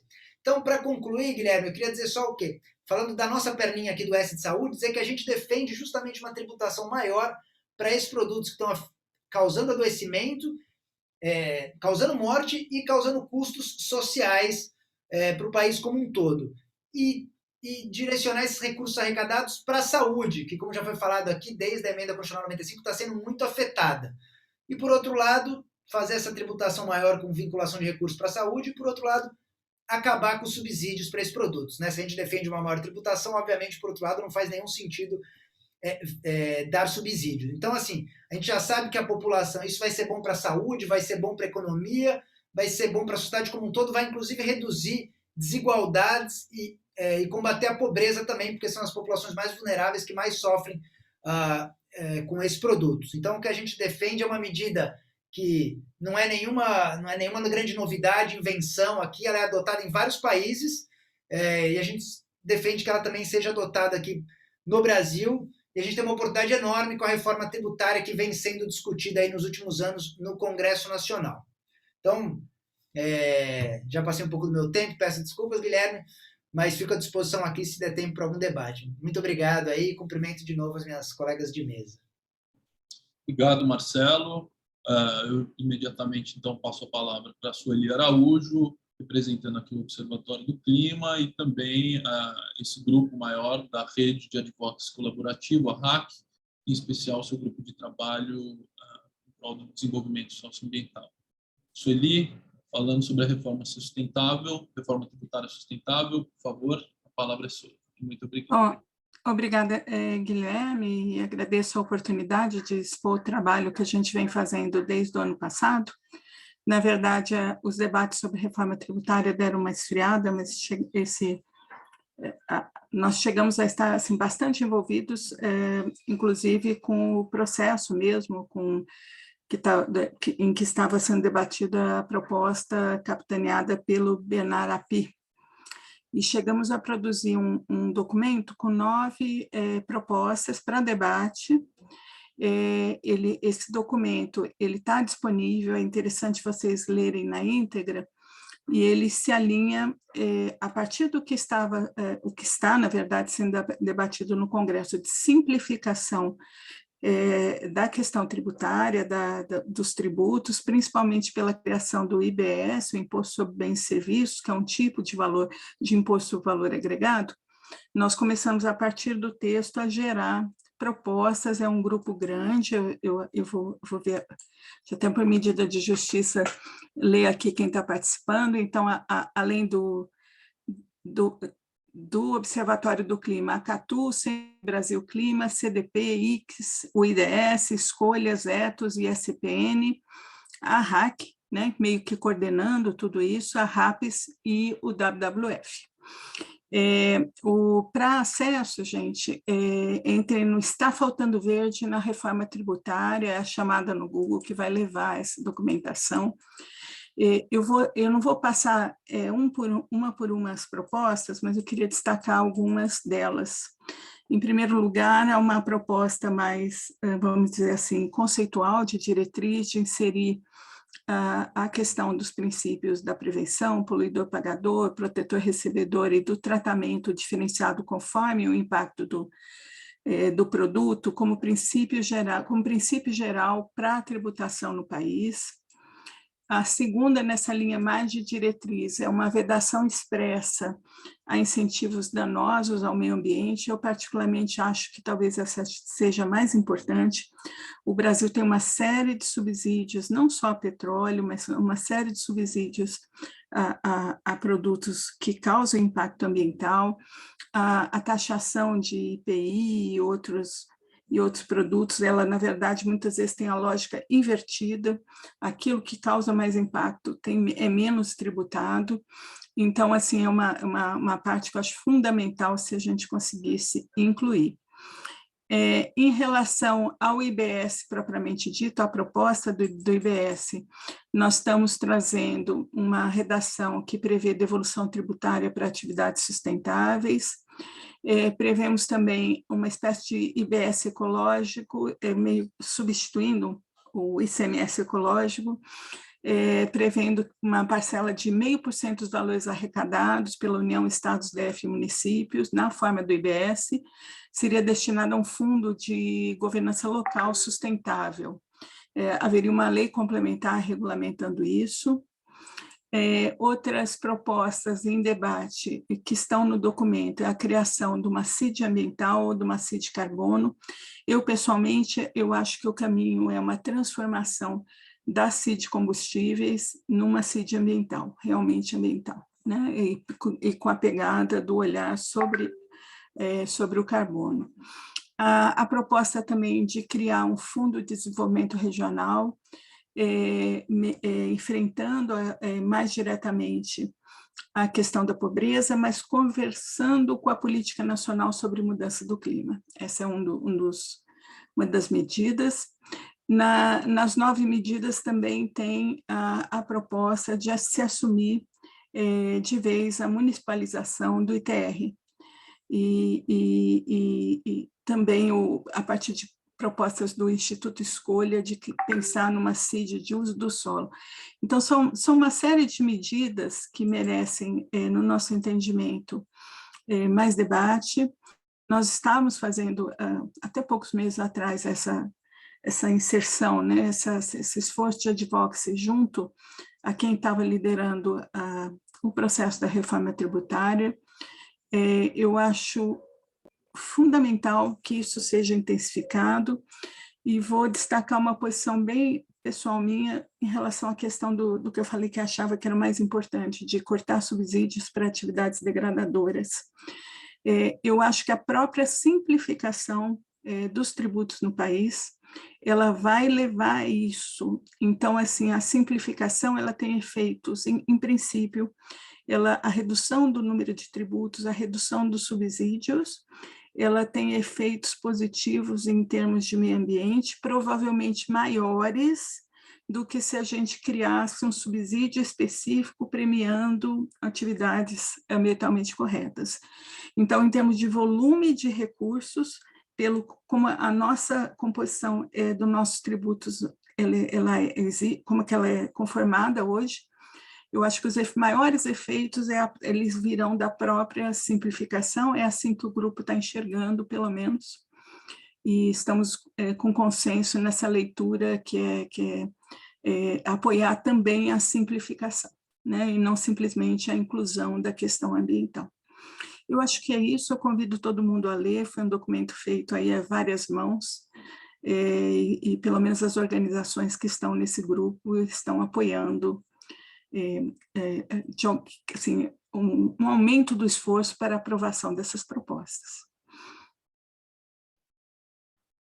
Muito obrigado, Sueli, pela fala precisa e trazendo esse trabalho de um grupo amplo, né, de pessoas e organizações, né, falando de algo fundamental que o próprio deputado Nilton Tato colocou aqui na sua exposição inicial, que é nosso sistema tributário e a forma como esses recursos são divididos entre os entes, e mais do que isso, né, qual é a orientação que essa lógica econômica tributária expressa, né, assim, resgatando a ideia de bússola que também estava presente na fala do Marcelo, né, para onde é que nós, enquanto sociedade, queremos avançar, né, se a ciência está nos apontando que diminuir as nossas emissões é algo importante, esse sistema tributário que deveria responder às nossas aspirações enquanto sociedade deveria estar conectado a esse alerta que a ciência agora, de uma vez por todas, devemos superar esses questionamentos.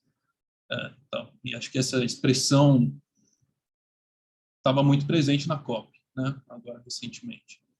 Bom, avançando aqui para a nossa mesa, queria convidar então a Kátia Maia, representando a Oxfam, para falar de mais uma proposta, né, que a sociedade vem, apresenta. Então, não estamos só num ambiente de barrar os retrocessos, mas, ao mesmo tempo, de ser propositivos e cumprindo esse papel. Então, Kátia, por favor, seja bem-vinda, a palavra está contigo. Obrigada, Guilherme. Bom dia, boa tarde, boa noite a todas, todos e todes que vão assistir essa conversa importante que a gente está tendo aqui. Eu queria agradecer muito pelo convite, à CT, ao GT da Sociedade Civil 2030, agradecer também ao deputado Nilton Tato pela liderança que ele tem, né, nessa discussão dos ODS dentro do Congresso Nacional. Bom, eu queria, vocês vão me desculpar, mas eu vou começar primeiro, a gente está no fim do ano, né? Um ano super doloroso.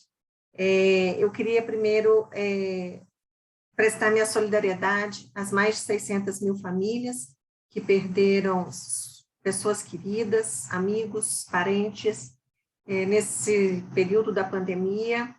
É importante a gente registrar, são mais de 600 mil pessoas, e isso não pode ser normalizado, como a gente está vendo muita coisa ser normalizada nesse país.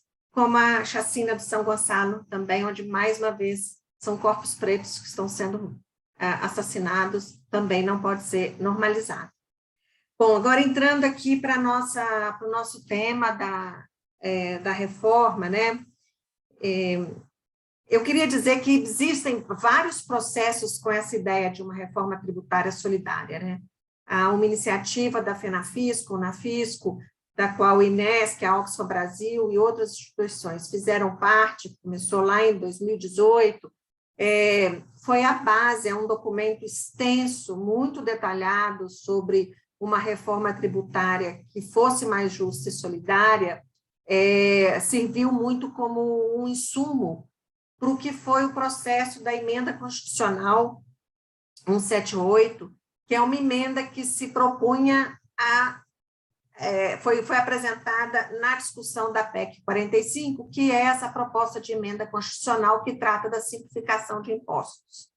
A emenda 178/2019, ela é muito importante, porque ela mostra que o problema do Brasil não é a simplificação de impostos. Simplificar impostos é importante, a gente tem aí uma continuidade de impostos simultâneos, concorrentes, etc., mas o maior problema do nosso sistema tributário, quando nós pensamos em um país que está entre os 10 mais desiguais do mundo, o maior problema do nosso sistema tributário é a regressividade. Por quê? Porque o Brasil é um país onde aquelas pessoas que têm menos pagam mais imposto proporcionalmente. Então, é de uma injustiça absurda, né? É de uma distorção muito grande. Nos últimos anos, a gente vem vendo esse debate, nós também participamos durante esse ano muito de conversas, porque a reforma tributária estava aí, depois veio o PL do Imposto de Renda, e a gente participou muito dessa conversa nesses últimos anos, e esse ano também, mas o que é importante a gente reconhecer é que o problema não é falta de proposta. E por isso, eu acho que eu posso depois falar um pouquinho, bem rapidamente, do que são algumas dessas principais propostas, muitas delas já foram mencionadas já, mas o que faz com que a gente não tenha um sistema tributário mais justo e solidário, inclusive cumprindo as premissas que estão na nossa Constituição, é a questão da vontade política, são os privilégios, são os interesses. É isso que faz com que não ande uma reforma tributária, porque o problema da reforma tributária ele se arrasta há anos, passando por diferentes governos, diferentes matizes, mas nunca tem aquela capacidade, nenhum desses governos, para realmente mexer nessa concentração de interesses e privilégios que não permitem que o país tenha um sistema voltado para o conjunto da sua população e não para os poucos, né? Eu acho importante, no início desse ano, em abril, a revista Forbes, que é aquela revista que faz a conta dos bilionários no mundo, ela fez uma análise de 2020, então a próxima, ela solta entre março e abril, então no próximo ano a gente vai ver o que aconteceu em 2021, mas o que acontece é que nós tivemos, no meio da pandemia, vocês lembram que 2020 foi um ano de muito desespero econômico, 2021 também, mas 2020 foi um ano muito duro. E nesse período, nós tivemos um aumento dos bilionários no Brasil de 45 para 65 pessoas. O crescimento do patrimônio desses bilionários foi de 127 bilhões para 220 bilhões. Nesse mesmo período, nós tivemos milhões de pessoas entrando na fome. Nós tivemos um estudo da Rede Pensan, referente aos meses de outubro, novembro e dezembro de 2020, mostrando que a insegurança alimentar no Brasil atingiu metade da população. E que dessa metade, cerca de 20 milhões, seguramente o número já deve estar pior que isso, infelizmente, em situação de fome, ou seja, não consegue comer pelo menos por um dia, né? E isso tudo tem uma distorção que sustenta. E é essa distorção de nunca se chegar no que é a reequilibrar, né? Redistribuir os impostos. Todo mundo fala que no Brasil paga-se muito imposto. O mundo, todo mundo paga imposto. Acontece que no Brasil, quem tem menos paga mais imposto do que quem tem mais. E isso é injusto. Isso é distorção econômica. Se a gente olha o debate que está no mundo hoje, várias iniciativas de bilionários pedindo a seus países para pagar mais imposto, porque a distorção está desumana, né? E aí nós podemos falar de coisas até que a Alessandra mencionou aqui no início. A tributação de lucros e dividendos. Tributação de lucros e dividendos é aquele que as pessoas ganham, né? Os lucros, os dividendos que elas ganham nas aplicações que elas têm. Isso não necessariamente se refere a trabalho dessas pessoas, né? Nós temos a falta da implementação do imposto sobre grandes fortunas. Mas as pessoas vão para outros países. Gente, as pessoas já estão no paraíso fiscal. Elas já estão. O Brasil já é um paraíso fiscal, de uma certa forma, porque essas pessoas não pagam imposto maior, né? E as pessoas já aplicam fora do Brasil. Então, nós temos um imposto de renda de pessoa física totalmente distorcido nesse momento, onde, novamente, a gente não teve um aumento das faixas do imposto de renda, então nós estamos aí com pessoas com salário pequeno pagando imposto de renda, e quando a gente tem pessoas que ganham milhões no ano, que não pagam imposto de renda sobre esses milhões, né? Então, eu queria deixar a mensagem, que eu acho que meu tempo já está acabando, talvez trazer só mais um elemento que também foi mencionado, que é o elemento da renúncia fiscal, né? Que a gente pode chamar de renúncia fiscal, que são incentivos fiscais. O estudo da Unafisco fala em mais de 300 bilhões de reais de renúncia fiscal. Tudo bem, tem renúncia fiscal que é importante, porque ela ajuda, né? Incentivo. Os outros. É engraçado, quando você fala setor empresarial, você fala incentivo fiscal. Aí, quando você fala de um programa de distribuição de renda, né, ou de auxílio, aí você fala de gasto social. Mas acontece que nós estamos falando de renúncia fiscal. E a renúncia, muitas vezes, você precisa mesmo, em alguns setores, de você dar um incentivo, mas isso precisa ter transparência, isso precisa ser revisado periodicamente. Nada disso acontece. E a própria iniciativa dessa campanha do INES, que também traz, foca na questão dos subsídios, né, e dessas renúncias fiscais. Então, o que eu queria terminar dizendo é que nós temos uma luta muito grande pela frente, porque nós precisamos realmente garantir uma reforma tributária nesse país que corrija efetivamente as distorções. Pode simplificar imposto, pode criar um imposto aqui, outro ali, pode. Mas nós precisamos ir no cerne do problema, que é essa quantidade de benefícios e privilégios para uma camada pequena da população.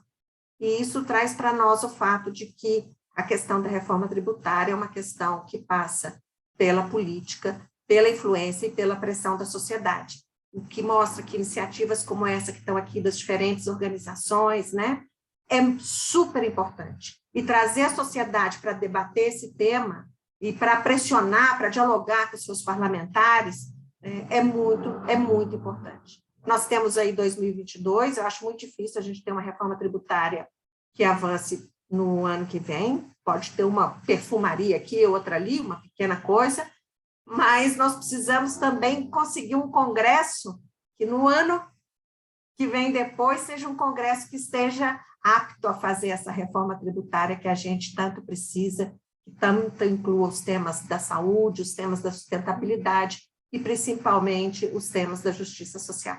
Obrigada, gente. Muito obrigado, Kátia. Eu estava aqui pensando, falando com a Alessandra, como é que a gente encaminhava para o fechamento, olhando aqui também para o tempo da vida real e as agendas de todos aqui. E eu vou sugerir só fazer uma provocação, de fato, já conectada com essa última fala da Kátia, pedindo um comentário da Sueli, breve, e aí, de fato, a gente encaminhar para fechar esse debate, aproveitando aí que a Sueli tem a sua experiência como presidente do IBAMA e também uma vasta experiência ali circulando por Brasília, pensar exatamente o ano que vem. Quer dizer, bom, a gente está vendo que a sociedade civil tem propostas, nós temos ideias, mas ano que vem é um ano eleitoral, imagino que a gente vai ter de adaptar a nossa estratégia de advocacy, né? E provavelmente pensar em quem vai assumir as novas cadeiras a partir de 2023. Então, Sueli, como é que a gente, enquanto sociedade civil articulada, se planeja para atuar no ano que vem? Quer dizer, vamos trabalhar com os candidatos ao executivo e ao legislativo, como é que a gente também se organiza em termos nível federal e estadual, e, sobretudo, como é que a gente começa a pensar já também em 2023, oxalá com um novo governo. Então, vamos lá. Não é uma pergunta simples. Bom, o ano eleitoral, Guilherme, é um ano de baixa produção legislativa. O que puder ser feito aí até maio, junho, vai ser feito, mas no segundo semestre as casas ficam vazias, né? Vai todo mundo para a campanha. Eu acho, por exemplo, reforma tributária, acho muito pouco provável a votação de um tema complexo como esse no ano que vem. O que eu vou assim, sugerir o que nós estamos tentando fazer, começando a fazer no Observatório do Clima. O Observatório do Clima é uma rede, né? São 70 organizações. E o que a gente está fazendo? Está se organizando internamente para produzir, durante o ano que vem inteiro, propostas que sejam de curto prazo mesmo, assim, propostas mais concretas para a campanha eleitoral e bem simples, né? Bem simples, assim, de fácil comunicação, né? Mas acompanhando isso, a gente vai sair de um governo destruidor, que desmonta políticas públicas, que está deixando terra arrasada em algumas áreas de políticas públicas, né? Então, paralelo a isso, a gente está construindo, ou pelo menos pretende construir, propostas concretas para qualquer que seja o governo que vai entrar, você tenha ações já desenhadas. Então, por exemplo, vou dar um exemplo na minha área, tá? O CONAMA está totalmente deslegitimado, ele foi reduzido, né? Mas se você quiser retomar a força do CONAMA, você vai fazer exatamente como era o normativo de 1981, ou você tem coisas em 2021, 2022 que você quer colocar. Então, a gente quer construir essas propostas e deixar pronto mesmo, deixar pronto para que assim que pelo menos na área de meio ambiente, nenhum governo vai ser tão ruim quanto o governo Bolsonaro, tem certeza disso, né? Não é impossível. Então, assim que o novo governo assumir, você tenha propostas já construídas pelas organizações. É assim que a gente está trabalhando, um novo projeto a gente está chamando de Brasil 2045. Ele tem previsões de propostas para o curto prazo, primeiro ano de governo, para 2030, que em termos climáticos é um ano importante, por causa dos acordos internacionais, e para a ideia, a questão do Brasil zero em termos de emissão de carbono, o net zero em 2045. Então, a partir da área que a gente trabalha, a gente fez esse cronograma de propostas e vai gastar o ano inteiro, na verdade, com a rede inteira envolvida nesse tipo de sugestão. Então, pega desde a campanha eleitoral até realmente escrever coisas concretas, e eu acho que quanto mais as organizações fizerem esse tipo de coisa e conversarem entre si, Guilherme, é melhor. É um ano de muito trabalho, e a gente está olhando assim, a ideia é oferecer para todo mundo, porque a ideia é uma reconstrução pós-Bolsonaro, né? Então a ideia é oferecer para todo mundo e não individualmente, deixar muito públicas as propostas, né? Muito obrigado, Sueli. Acho que o Wellington aqui, eu estou vendo, acho que todo mundo fica motivado, né, a participar dessa reflexão, mas, como eu disse, eu tenho que cumprir aqui um papel, então eu preciso fazer aqui o fechamento para a gente cumprir um pouco o nosso tempo. Acho que aqui tem vários desdobramentos, ideias para a gente conversar. Cumprimos, eu acho que o papel aqui desse debate, da gente começar a pensar 2022. Faço aqui, então, uma fala de fechamento, já passando a palavra para a Alessandra para me ajudar nesse fechamento, mas fazendo já uma provocação para a Lê. Bom, a gente tem muito trabalho, né, a Lê, como a própria Sueli sugeriu, para o ano que vem, seja aqui no âmbito da nossa frente parlamentar, seja no âmbito do nosso grupo de trabalho da sociedade civil. Então, Alê, passando aí para você finalizar essa nossa conversa. Muito obrigada, Guilherme. Eu só posso agradecer a todos e todas vocês que trouxeram e compartilharam com a gente essas ideias, essas propostas que são concretas e que mostram que, mais uma vez, a gente tem solução a oferecer. O ano que vem, eu acho que vai ser um ano também muito estratégico para a gente seguir colocando na pauta a Agenda 2030, os direitos, todos eles precisam ser tratados de uma forma indivisível. Isso vale também para as nossas estratégias enquanto movimento social. Então, é muito importante que no próximo ano a gente não atue de forma setorializada, que eu acho que teve muito de atuação setorial esse ano. Nós precisamos encontrar uma maneira de nos apoiarmos mutuamente, construirmos essas agendas, linkando realmente as agendas sociais, as agendas econômicas e as agendas ambientais, porque acho que a Agenda 2030 ela faz essa provocação para a gente que é muito bacana, que é sair das nossas caixinhas e pensarmos como a gente pode se integrar e como a gente pode, principalmente, defender os grandes princípios que eu acho que a Kátia trouxe um exemplo muito, muito emblemático para a gente. A questão da progressividade fiscal é um princípio que a gente precisa defender, assim como são os princípios ambientais, assim como são os princípios de direitos humanos, uma sociedade que não basta ser não racista, ela precisa ser antirracista, que coloque as mulheres no centro, que coloque o meio ambiente no centro também das discussões econômicas. É isso que eu acho que a Agenda 2030 nos convida a pensar, e isso que é a grande revolução que a gente pode oferecer na construção de qualquer governo que venha. Porque nós já vamos deixar com o governo Bolsonaro a barra muito abaixo. A nossa barra, no sentido de elevamento político, ela caiu completamente. Então, eu estou muito preocupada porque qualquer coisa que venha pode ser melhor do que esse governo Bolsonaro e pode se perpetuar sem necessariamente responder aos grandes desafios do país. E eu acho que o grande desafio que a gente precisa pensar tem base num outro princípio, que são os princípios que constroem a desigualdade. E as desigualdades, a gente precisa continuar insistindo e dizendo isso, não são destino. As desigualdades são fruto das decisões políticas. E faz um tempo que eu fiz uma fala na ONU esse ano, dizendo: eu nunca mais na minha vida vou pedir vontade política para os governos e representantes. Eu quero falar com eles sobre a responsabilidade política que eles têm. Eu não quero saber qual é a vontade mais dessas pessoas que nos representam. Eles e elas têm obrigação, e a gente precisa focar nisso, gente, na questão das obrigações.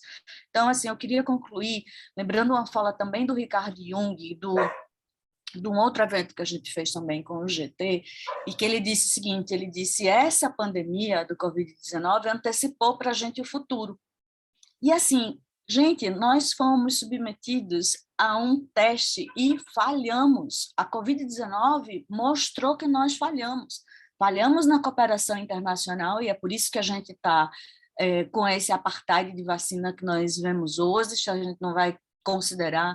Falhamos quando não conseguimos barrar uma sociedade reducionista, negacionista, e isso tem a ver com os nossos sistemas de educação, e tudo isso, para mim, assim, eu acho que tem a ver com a nossa cultura de privilégios que é mantida, que a Kátia tocou muito bem nesse tema da nossa cultura de privilégios. Então, é muito mais complexo o que a gente quer fazer no sentido de reconstruir uma sociedade que, se tem qualquer coisa de minimamente positivo, pelo menos agora todas as peças parecem ter sido lançadas. Pelo menos agora a gente sabe com quem estamos falando, para quem estamos falando, com quem precisamos dialogar. E eu concordo muito com essa estratégia que a Sueli também propõe, e com isso concluo, no sentido de que nós precisamos dialogar com todas essas candidaturas que se opõem ao governo Bolsonaro, para garantir que não venha por aí simplesmente mais uma força neoliberal, sabe, antidireitos e fundamentalista, que tem acabado com todos os avanços da sociedade. Então, é dizer que nós estamos juntos e juntas, Wellington, Sueli, Guilherme, Kátia, Marcelo, todo mundo que ficou aqui conosco até o final, Paula, Júlia, Laura, Débora, pessoal da CT, Emily, todo mundo que está aqui, estamos juntos e juntas, e é assim que a gente vai chegar em 2021, porque nós não vamos deixar realmente perder essa oportunidade de continuar incentivando que a nossa Constituição Federal caiba no orçamento público, que a gente possa usar a Agenda 2030 como um futuro, um caminho aí para o desenvolvimento sustentável. Muito obrigada, vocês são muito inspiradores e inspiradoras, e contem com a gente na Gestos e no GT Agenda 2030, porque vocês precisarem. Estamos juntas. Obrigada.